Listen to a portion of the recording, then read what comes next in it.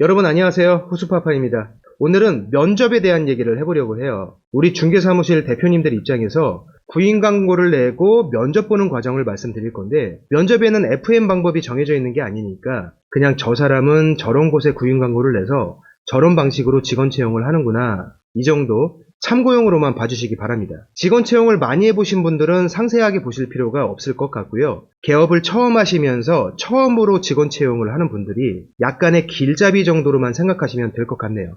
오늘 영상 시작하겠습니다.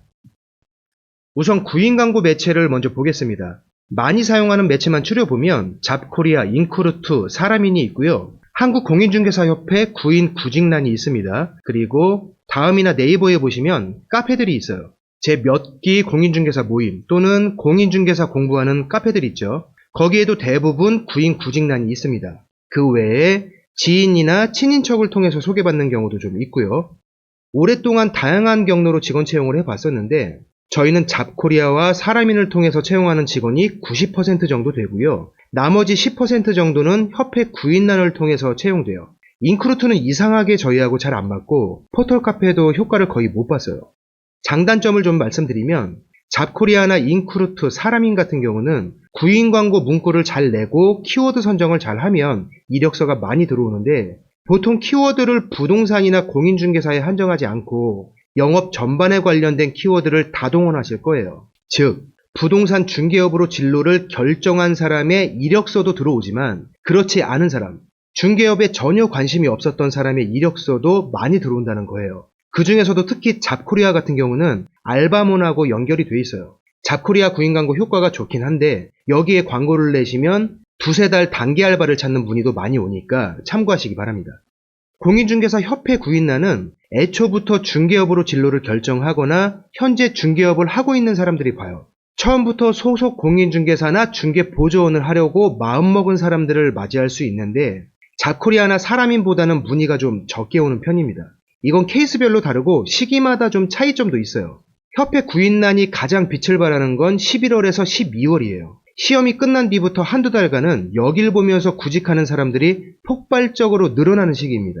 그런데 이때는 잡코리아나 인크루트, 사람인에도 공인중개사나 부동산 중개 같은 키워드가 검색이 많이 되고, 소속 공인중개사를 희망하는 이력서들이 이쪽으로도 어차피 많이 들어와요.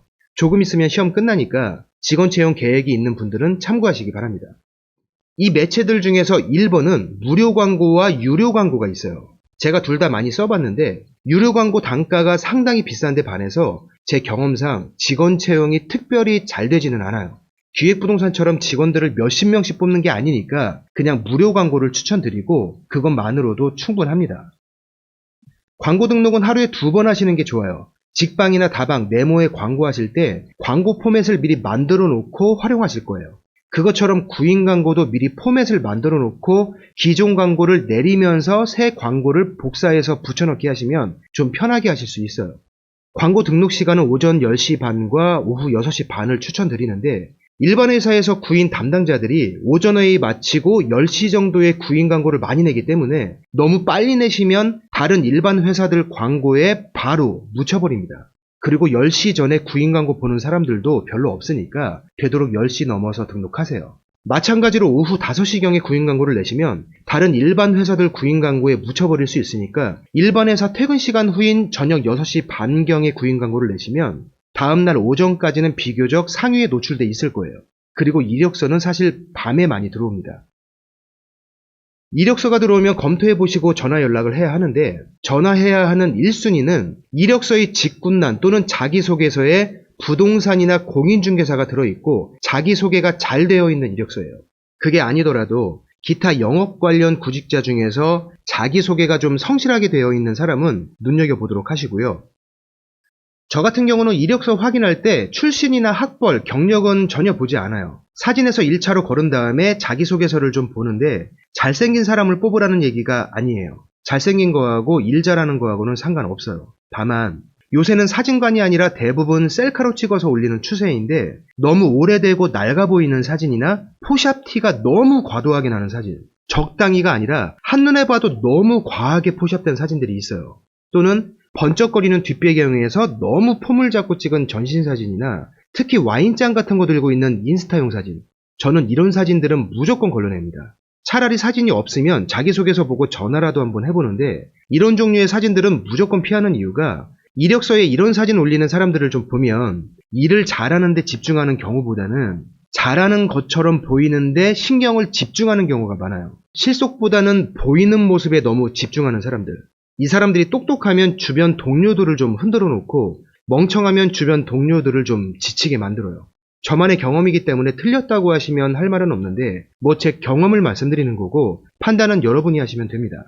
다음에 자기소개서를 좀 눈여겨보는 편인데 자기소개서에 적혀있는 내용이 그 사람 본인의 성향이라고 장담할 수는 없어요. 그래도 대충 몇 줄 적혀있는 이력서보다 자기소개서까지 잘 돼 있는 경우가 비교적 성실하고 책임감 있는 경우가 많아요.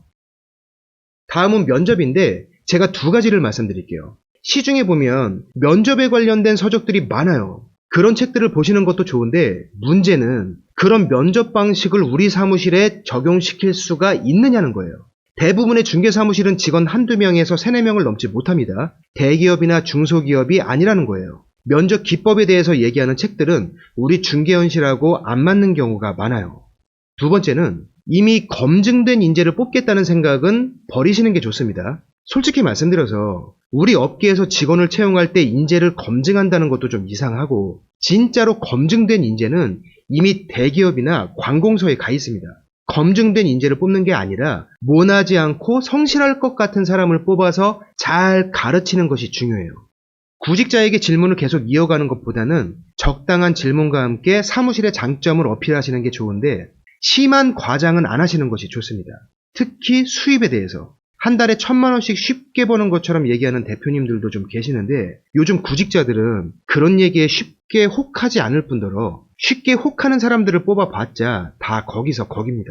수익 구조에 대한 부분은 간단하게 핵심만 설명해 주시고 심한 과장은 정신상태가 올바른 직원을 채용하는데 오히려 방해가 될 수 있어요.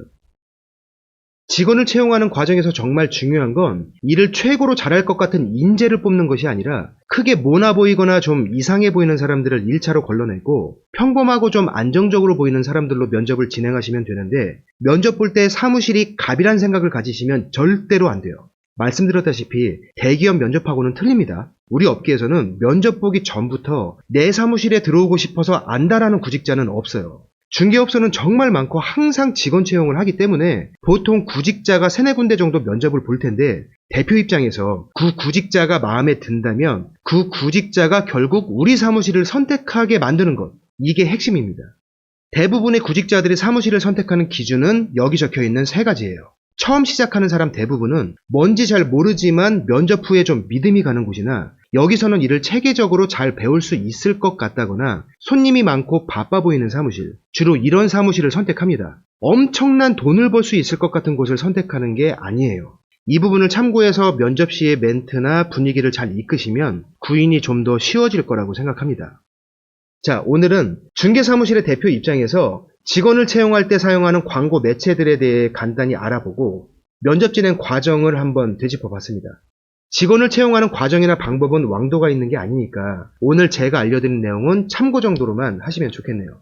다음 영상에서는 반대로 구직자 입장이 돼서 내가 일하게 될 중개사무실을 알아보는 시간을 가져볼 거예요.